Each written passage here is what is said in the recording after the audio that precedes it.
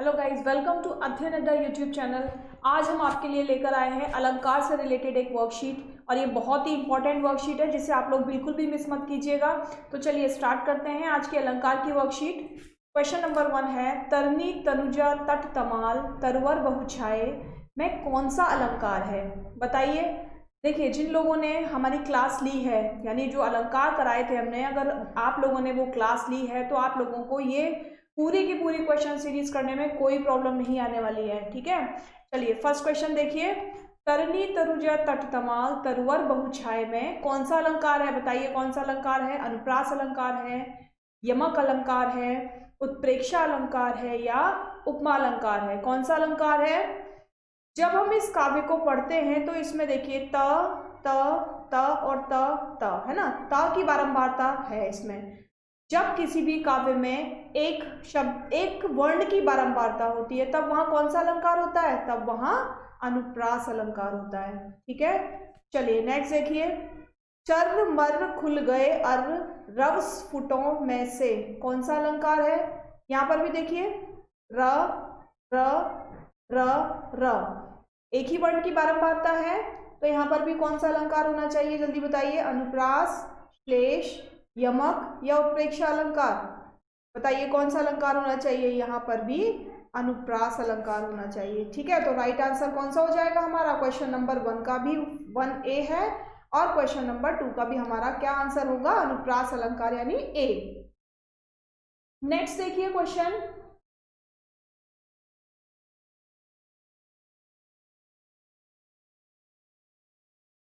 Next question देखिए। बड़े न हुजे गुणन बिनु बिरद बढ़ाई पाए कहत धतुरो सो कनक गहनो गड़ो न जाए। इसमें बताइए कौन सा अलंकार है? यानी बड़े केवल गुण से नहीं होते हैं ना, बड़े न हुजे गुणन बिनु यानी बड़े बिना गुणों के नहीं होते हैं, चाहे वो कितने भी बड़े हो जाएं। क्या कौन किससे कह रहा है? धतूरा कह रहा है। किससे? कनक से, सोने से। कि कहत धतुरे सो कनक, सॉरी, जो कनक है वो धतूरे से कह रहा है कि सोने के बिना तो गहना भी गढ़ा नहीं जाता है ना। तो इसमें कौन सा अलंकार होगा? अतिशयोक्ति अलंकार होगा, प्रतिवस्तुपमा अलंकार होगा, अर्थांतरास अलंकार होगा या विरोधाभास अलंकार होगा? बताइए कौन सा अलंकार होगा इसमें। देखिए, ये जो काव्य ऊपर लिखा हुआ है इसमें क्या हो रहा है? यहाँ पर सामान्य द्वारा विशेष का और विशेष द्वारा सामान्य का क्या हो रहा है? समर्थन किया जा रहा है, यानी एक दूसरे का समर्थन कर रहे हैं यहाँ पर कि बड़े गुण का समर्थन कर रहे हैं, गुण बड़ों का समर्थन कर रहा है, धतूरा कनक का समर्थन कर रहा है और कनक धतूरे का समर्थन कर रहा है। ठीक है, तो जहां पर ऐसा पाया जाए वहां पर कौन सा अलंकार होता है? वहां पर अर्थांतरन्यास अलंकार होता है। कौन सा अलंकार होता है? अर्थांतरन्यास अलंकार होता है। ठीक है, याद रखना इसको। क्यों होगा अर्थांतरन्यास अलंकार? कि जब सामान्य द्वारा विशेष का या विशेष द्वारा सामान्य का, कारण के द्वारा कार्य का या कार्य के द्वारा कारण का क्या किया जाए? समर्थन किया जाए, तब वहां पर कौन सा अलंकार होता है? वहां पर अर्थांतरन्यास अलंकार होता है। ठीक है, चलिए क्वेश्चन नंबर 4 देखिए।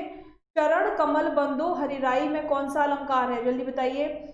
श्लेष अलंकार है, उपमा अलंकार है, रूपक अलंकार है या अतिशयोक्ति अलंकार है? कौन सा अलंकार है इसमें? इसमें आपका आएगा रूपक अलंकार। ठीक है, चलिए आगे। कनक कनकते सौ गुनी मादकता अधिकाय व खाए बोराए जग या पाए बोराए। इन पंक्तियों में कौन सा अलंकार है? जल्दी से बताइए। देखिए, कनक कनक 2 बार लिखा हुआ है और हर बार कनक का मीनिंग अलग है। ठीक है, जब कोई भी शब्द की बारंबारता हो और उसका मीनिंग हर बार अलग होता है तब कौन सा अलंकार होता है? उपमा अलंकार होता है, यमक अलंकार होता है, अनुप्रास अलंकार होता है या श्लेष अलंकार होता है? बताइए, जल्दी से बताइए। जब भी किसी भी वाक्य में, काव्य में किसी शब्द की बारंबारता होती है और जब उसके मीनिंग अलग अलग हो, यानी शब्द की बारंबारता तो हो रही है लेकिन मीनिंग अलग अलग है, तब कौन सा अलंकार होगा? तब यमक अलंकार होगा। ठीक है, तो कौन सा आंसर हो जाएगा आपका? Answer B. ठीक, चलिए। नवल सुंदर श्याम शरीर, इसमें बताइए कौन सा अलंकार होगा? उल्लेख है, उपमा है, रूपक है या अतिशयोक्ति अलंकार है? बताइए कौन सा अलंकार है इसमें?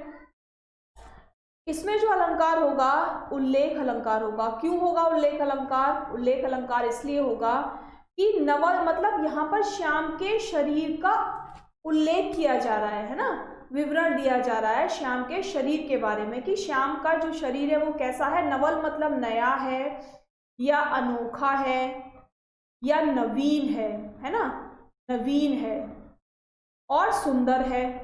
कैसा है? सुंदर। यानी श्याम के शरीर को एक्सप्लेन किया जा रहा है, यहाँ पर उल्लेख कर रहे हैं ना, तो इसीलिए कौन सा अलंकार हो जाएगा यहाँ पर? यहाँ हो जाएगा आपका उल्लेख अलंकार। ठीक है, चलिए नेक्स्ट देखिए। देव सावसान का समय मेघमय आसमान से उतर रही है, वह संध्या सुंदरी परी सी। अब देखिए यहाँ पर संध्या को क्या मान लिया गया? संध्या को सुंदरी परी मान लिया गया, यानी संध्या को ये कहा गया कि वो बिल्कुल परी, जैसे परी उतर रही है, ऐसे संध्या उतर रही है ना, परी सी उतर रही है। तो कौन सा अलंकार होगा इसमें? जल्दी से बताइए। यहाँ पर संध्या की जो उपमा की गई है वो किससे की गई है? वो सुंदरी परी से की गई है ना। तो कौन सा अलंकार होगा? रूपक, उपमा, मानवीकरण या इनमें से कोई नहीं? जल्दी बताइए कौन सा अलंकार होगा? जब किसी से किसी, यानी उपमा का जब उपमान से कंपैरिजन किया जाता है तब कौन सा अलंकार होता है? याद कीजिए जल्दी से, कौन सा अलंकार होता है? जब उपमे का उपमान से कंपैरिजन किया जाए तब कौन सा अलंकार होता है? तब हमारा उपमा अलंकार होता है। ठीक है, तो इसका आंसर क्या हो जाएगा? उपमा अलंकार। नेक्स्ट देखिए। तीन बेर खाती थी वे, तीन बेर खाती है, मैं कौन सा अलंकार है? यहाँ पर भी देखिए, बेर और तीन, तीन और बेर शब्दों की बारंबारता है और हर शब्द का मीनिंग बार बार अलग है। जब शब्दों की बारंबारता होती है और मीनिंग हर बार अलग होता है तब कौन सा अलंकार होता है? तब यमक अलंकार होता है। तो यहाँ पर आंसर क्या हो जाएगा? यमक अलंकार हो जाएगा। ठीक है, नेक्स्ट देखिए। अब अली रही गुलाब में, अपत कटीली डार में, कौन सा अलंकार है? जल्दी बताइए। उपमा अलंकार, उत्प्रेक्षा अलंकार, अन्योक्ति अलंकार या अतिशयोक्ति अलंकार? जल्दी से बताइए कौन सा अलंकार है? यहाँ पर आपका होगा अन्योक्ति अलंकार। और अन्योक्ति अलंकार कहाँ होता है? अन्योक्ति अलंकार वहाँ होता है जहाँ अप्रस्तुति किया, मतलब कोई चीज प्रस्तुत नहीं है, कोई चीज हमारे सामने नहीं है, तब भी क्या किया जा रहा है? तब भी प्रस्तुत का व्यंग्यात्मक कथन किया जा रहा है, जैसे वो वहां पर है ना। समझ में आया कि अप्रस्तुत के द्वारा प्रस्तुत का व्यंग्यात्मक कथन किया जा रहा है। ठीक है, तो वहां पर कौन सा अलंकार होता है? वहां पर अन्योक्ति अलंकार होता है। ठीक, चलिए नेक्स्ट देखिए। अति मलिन वृषभान कुमारी, अधोमुख रहती उरद नहीं चितवन, ज्यों गथ हारे थकित जुआरी, छुटे चिहुर बदन कुम्हिलानो, ज्यों नलिनी हिमकर की मारी। इन पंक्तियों में बताइए कौन सा अलंकार है? जल्दी बताइए। अनुप्रास अलंकार है, उत्प्रेक्षा अलंकार है, रूपक अलंकार है या उपमा अलंकार है? जल्दी से बताइए कौन सा अलंकार है इसमें? इसका जो आंसर होगा वो है आपका अनुप्रास अलंकार। ठीक है, कौन सा अलंकार है? अनुप्रास अलंकार। नेक्स्ट देखिए। नहीं पराग नहीं मधुर मधु, नहीं विकास ही काल, अली कली सी सौ बिंध्यो, आगे कौन हवाल। इन पंक्तियों में बताइए कौन सा अलंकार है? रूपक है, विशेषोक्ति है, अन्योक्ति है या अतिशयोक्ति है? कौन सा अलंकार है इसमें? इसमें आपका आएगा विशेषोक्ति अलंकार। क्यों आएगा? क्योंकि एक विशेष चीज के बारे में बात की जा रही है ना। क्या किया जा रहा है यहाँ पर? एक विशेष चीज के बारे में विशेष बात कही जा रही है, इसीलिए कौन सा अलंकार आएगा यहाँ पर? विशेषोक्ति अलंकार आएगा। नेक्स्ट वाला देखिए। कबीरा सोई पीर है, जे जाने पर पीर, जे पर पीर न जानई, सो काफिर बेपीर। इन पंक्तियों में बताइए कौन सा अलंकार है? यमक अलंकार है, रूपक अलंकार है, पुनरुक्ति है या श्लेष अलंकार है? यहाँ पर देखिए फिर से ये जो पीर शब्द है ना, ये जो पीर शब्द है ये बार बार प्रयोग किया जा रहा है और हर बार इसका मीनिंग अलग अलग है। और जब एक शब्द की बारंबारता होती है और उसका मीनिंग हर बार अलग होता है तब कौन सा अलंकार होता है? तब हमारा यमक अलंकार होता है। ठीक है, नेक्स्ट देखिए। संदेश सनी मधुवन कूप भरे में कौन सा अलंकार है? रूपक, वक्रोक्ति, अन्योक्ति या अतिशयोक्ति? कौन सा अलंकार होगा इसमें? जल्दी बताइए कौन सा अलंकार होगा? संदेशनि मधुवन कूप भरे। देखिए जो लाइन है ये इससे क्या क्या पता चल रहा है, इससे ये पता चल रहा है कि संदेशों से मधुवन के सारे कुएं भर गए। क्या कभी हो सकता है ऐसा कि संदेशों से मधुवन के सारे कुएं भर जाएं, या किसी भी जगह ऐसे इतने संदेश आए कि कुएं भर जाएं? नहीं होता ना। तो जब किसी भी चीज का इतना बखान किया जाए कि वो हमारे लोक समाज की सारी बाधाओं को तोड़ दे, यानी सारी सीमाओं को तोड़ दे, और बहुत ज्यादा उसका एक्सप्लेनेशन किया जाए, यानी बहुत ज्यादा बढ़ा चढ़ाकर बोला जाए। कितना बढ़ा चढ़ाकर बोला जाए कि सामान्य लोक की जो सीमा है वो भी टूट जाए, है ना, सामान्य लोक की जो सीमा है वो भी टूट जाए। जब किसी चीज का इतना बखान किया जाए तब कौन सा अलंकार होगा? तब होगा अतिशयोक्ति अलंकार। ठीक, चलिए। पत पीट मानहु तड़ित रुचि शुचि नौमि जनक सुतावर। इसमें कौन सा अलंकार है बताइए? उपमा अलंकार, रूपक अलंकार, प्रेक्षा अलंकार या उदाहरण अलंकार? जल्दी बताइए कौन सा अलंकार है इसमें? इसमें आपका उपमा अलंकार आएगा। ठीक है, चलिए आगे। रहीमन जो गति दीप की कुल कपूत गति सोए, 12 उजियारे लगे बड़े अंधेरो होए। इन पंक्तियों में कौन सा अलंकार है? उपमा, रूपक, यमक या श्लेष? कौन सा अलंकार है? यहाँ पर केवल एक बार एक शब्द प्रयोग किया गया है, दीप। ठीक है, उस दीप का मीनिंग हर चीज के लिए अलग अलग प्रयोग किया गया। यानी दीप की गति का मतलब है रोशनी से, कुल कपूत का दीप से मतलब है कि पुत्र से, है ना। तो यहाँ पर दीप के मीनिंग कितने हो गए? 2 मीनिंग हो गए। एक तो रोशनी से हो गया, जो रोशनी के लिए हम दीपक जलाते हैं। दूसरा दीप का मीनिंग हो गया अपने वंश के पुत्र से। अगर पुत्र सपूत है तो बिल्कुल उजाला होगा घर में, है ना, अपनी मान सम्मान बढ़ाएगा माँ बाप का, अपने आप को आगे लेकर जाएगा। लेकिन अगर वो कपूत होगा तो क्या होगा? सारे घर में अंधेरा हो जाएगा, सब लोग अंधकार में डूब जाएंगे, और हम लोगों को अपने बच्चे की वजह से जो इंसल्ट फील होगी वो अलग होगी। तो दीप का मतलब, और दीप का मतलब यहाँ क्या हो गया कि अगर दीप जलता है तो उजाला होता है, अगर दीप को बुझा दिया जाए तो क्या होगा? वहीं पर अंधेरा हो जाएगा। तो क्या होगा इसका? उपमा, रूपक, यमक या श्लेष? इसका जो आंसर आएगा वो आएगा आपका श्लेष अलंकार, क्योंकि एक ही शब्द के बहुत सारे मीनिंग। श्लेष अलंकार में क्या पढ़ा था हमने? श्लेष अलंकार में यही तो पढ़ा था कि जब एक ही शब्द से बहुत सारे अर्थ चिपके हुए होते हैं। श्लेष का मतलब होता है चिपकना। क्या होता है? श्लेष का अर्थ होता है चिपकना। ठीक है, चलिए नेक्स्ट। ध्वनिमयी करके गिरी कंदरा, कलिन कानन केली निकुंज को। जल्दी बताइए इसमें कौन सा अलंकार है? छेकानुप्रास, वृत्त्यानुप्रास, लाटानुप्रास या यमक? जल्दी से बताइए कौन सा अलंकार है? इसमें आपका आएगा वृत्त्यानुप्रास। ये जो वृत्त्यानुप्रास है ये अनुप्रास अलंकार का ही एक भेद है, अनुप्रास का भेद है ना। अब यहाँ पर अनुप्रास अलंकार तो नहीं दिया हुआ है। अनुप्रास अलंकार में हमने क्या पढ़ा था? एक वर्ण की बारंबारता होती है, और यहाँ पर भी क्या हो रहा है? यहाँ पर भी तो वर्ण की बारंबारता ही है ना, है ना, एक वर्ण की बारंबारता। तो क्योंकि जो वृत्त्यानुप्रास है ये अनुप्रास अलंकार का ही भेद है, इसीलिए यहाँ पर अनुप्रास अलंकार हमको ऑप्शन में नहीं दिया हुआ है। तो हम कौन सा इसमें आंसर लगाएंगे? वृत्त्यानुप्रास लगाएंगे। ठीक है, चलिए। कुंद इंदु संदेह उपमा रमन वरुण, अमन में कौन सा अलंकार है? जल्दी बताइए। श्लेष अलंकार, उपमा अलंकार, अनुप्रास अलंकार या रूपक अलंकार? जल्दी से बता दीजिए इसमें कौन सा अलंकार है? कुंद इंदु संदेह, उमा रमन वरुण अमन, इसमें कौन सा अलंकार होगा? इसमें उपमा अलंकार होगा। इसमें कंपैरिजन किया जा रहा है ना। जहां पर भी कंपैरिजन किया जाता है वहां पर कौन सा अलंकार होता है? वहां पर उपमा अलंकार होता है। नेक्स्ट देखिए। जहां बिना कारण के कार्य का होना पाया जाए, मतलब कार्य तो हो ही नहीं रहा, मतलब कारण नहीं है किसी का लेकिन कार्य हो रहा है। अगर कारण नहीं है और बिना कारण के कार्य हो रहा है तो कौन सा अलंकार होगा? कौन सा अलंकार होगा? वहां पर विभावना अलंकार होगा। ठीक है, समझ में आया? इस लाइन को आप लोग याद रखेंगे और इस पर मोस्ट इंपॉर्टेंट लिख लेंगे। ये क्वेश्चन पेपर में आता रहता है कि जहां बिना कारण के कार्य का होना पाया जाए, यानी कोई कारण है ही नहीं और कार्य हो रहा है, तो कौन सा अलंकार होगा? वहां पर विभावना अलंकार होगा। ठीक है, चलिए। जहां उपमेय में अनेक उपमानों की शंका होती है, यानी एक उपमेय होगा और बहुत सारे उपमानों की शंका होती है, वहां पर कौन सा अलंकार होता है भाई? शंका का मतलब होता है संदेह।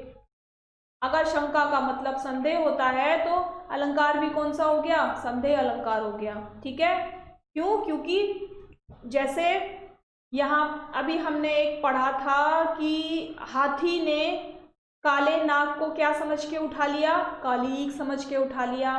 और जो सांप था या काला नाग था वो हाथी की सूंड में क्या सोच के घुस रहा था?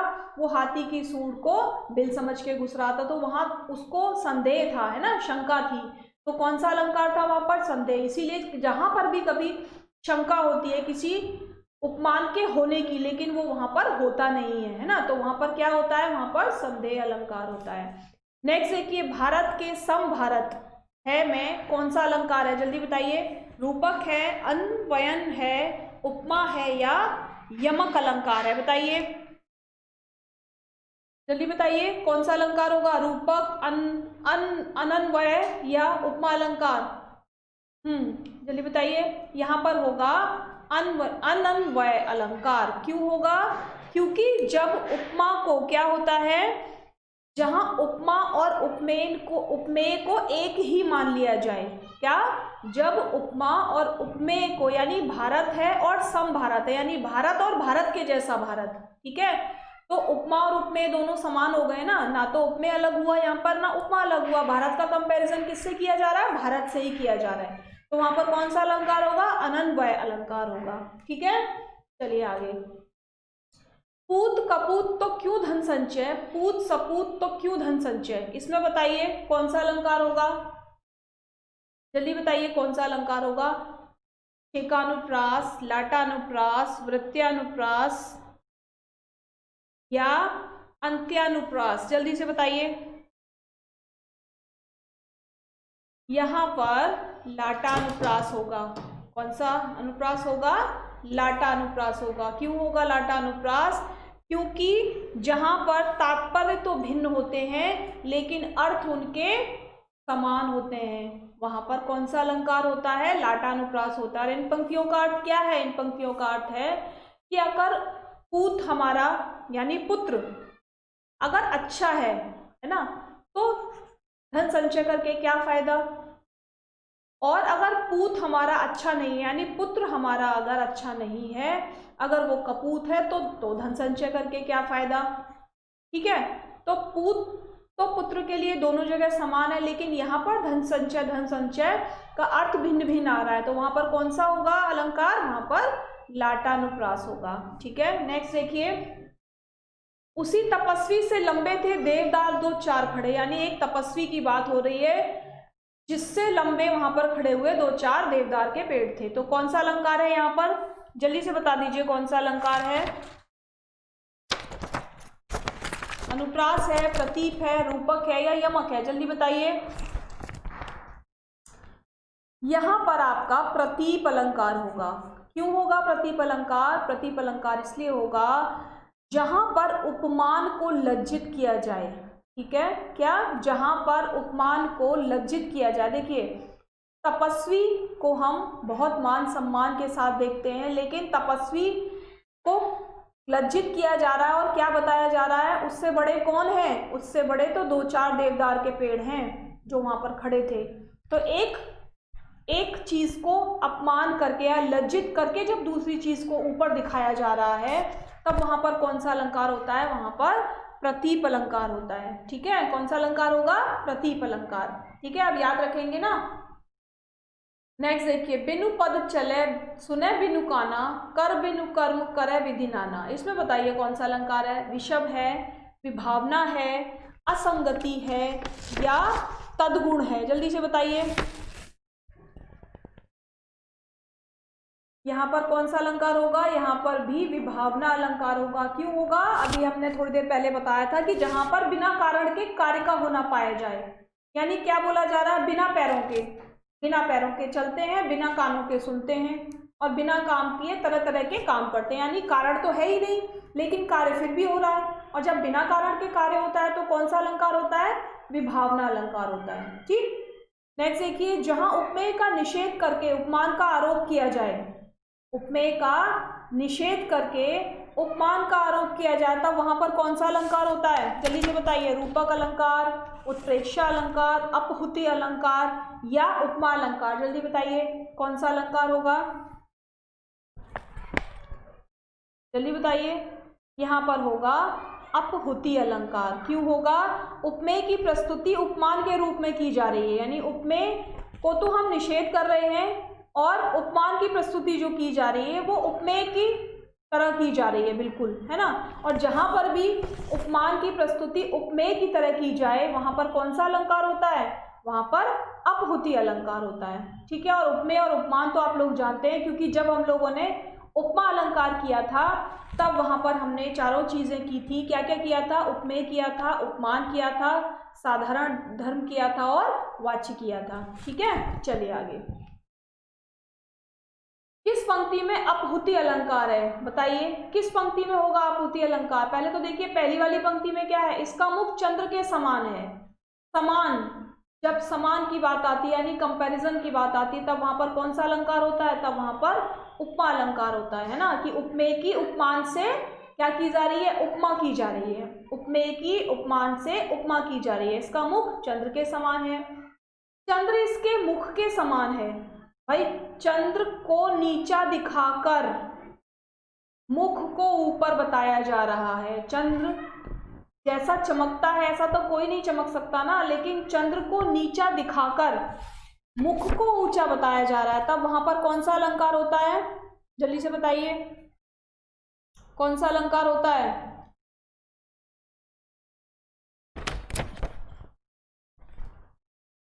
वहां पर प्रतीप अलंकार होता है। कौन सा अलंकार होता है? प्रतीप अलंकार होता है। अभी अभी बताया था ना थोड़ी देर पहले कि जब किसी चीज को यानी उपमेय को लज्जित करके उपमान को ऊपर बताया जाए, है ना, तो यहाँ पर उपमेय क्या हो गया भाई? उपमेय तो चंद्र है, उपमान और उपमान मुख है यहाँ पर इस पंक्ति में, है ना। तो उपमेय को लज्जित करके उपमान को उसके ऊपर बताया जा रहा है, तो कौन सा अलंकार है यहाँ पर? प्रतीप अलंकार है। नेक्स्ट देखिए, इसका मुख चंद्र ही है। जब मुख को बिल्कुल चंद्र बता दिया तब कौन सा अलंकार होगा? रूपक अलंकार होगा। कौन सा? रूपक अलंकार होगा। और नेक्स्ट देखिए, यह चंद्र नहीं मुख है। अब क्या बोला जा रहा है कि ये चंद्र नहीं है, मुख है ये, तो कौन सा अलंकार है यहाँ पर? जल्दी से बता दीजिए किस पंक्ति में अपहुति अलंकार होगा? इसी पंक्ति में अपहुति अलंकार होगा। कौन सी में? डी में। यह चंद्र नहीं मुख है, यानी उपमा को हटाकर क्या किया जा रहा है? उपमेय को हटाकर उपमान को रखा जा रहा है उसकी जगह पर, है ना। और अपहुति अलंकार में हमने यही पढ़ा था ना कि उपमेय की जो प्रस्तुति होती है वो उपमान की तरह की जाती है, ठीक है। यहाँ उपमेय क्या है? मुख है, और उपमान क्या है? चंद्र है। हमेशा हम अपने मुख का जो कंपैरिजन करते हैं वो चंद्रमा के साथ करते हैं। तो चंद्रमा क्या हो गया? उपमान हो गया। मुख क्या हो गया? उपमेय हो गया। लेकिन यहाँ पर क्या किया जा रहा है? यहाँ पर मुख को ये कहा जा रहा है कि चंद्र नहीं है ये तो मुख है। तो कौन सा अलंकार हो गया यहाँ पर? अपहुति अलंकार, ठीक है। कौन सा अलंकार हुआ इसमें? अपहुति अलंकार। चलिए नेक्स्ट देखिए, निम्नलिखित में से कौन सा शब्दालंकार नहीं है? जल्दी से बता दीजिए। ये तो सभी को पता है। कौन सा अलंकार नहीं है बताइए? श्लेष अलंकार, विप्सा अलंकार, उपमा या वक्रोक्ति? तो देखिए जो उपमा अलंकार है ये अर्थालंकार का एक भाग है, शब्दालंकार नहीं है। बाकी के ये तीनों क्या है? बाकी के ये तीनों शब्दालंकार के अंदर आते हैं, ठीक है। नेक्स्ट देखिए, यादों की बिंब ये सुनहरे हैं, शिखरों पर केतु सदृश फहरे हैं। उपयुक्त पंक्तियों में कौन सा अलंकार है? जल्दी से बता दीजिए। रूपक है, उपमा है, उत्प्रेक्षा है या श्लेष अलंकार है? कौन सा अलंकार है? यादों के बिंब ये सुनहरे हैं, शिखरों पर केतु सदृश फहरे हैं। जल्दी बताइए। ये उपमा अलंकार होगा। क्यों? क्योंकि यहाँ पर भी कंपैरिजन किया जा रहा है, ठीक है। चलिए नेक्स्ट देखिए, अंबर पनघट में डूबो रही, ताराघट उषा नागरी, इसमें कौन सा अलंकार है? जब हमने अलंकार पढ़ाए थे तब ये एग्जाम्पल लिया था। अब आप जल्दी से बता दीजिए कौन सा अलंकार होगा? रूपक होगा, उत्प्रेक्षा होगा, उपमा होगा या अन्योक्ति होगा?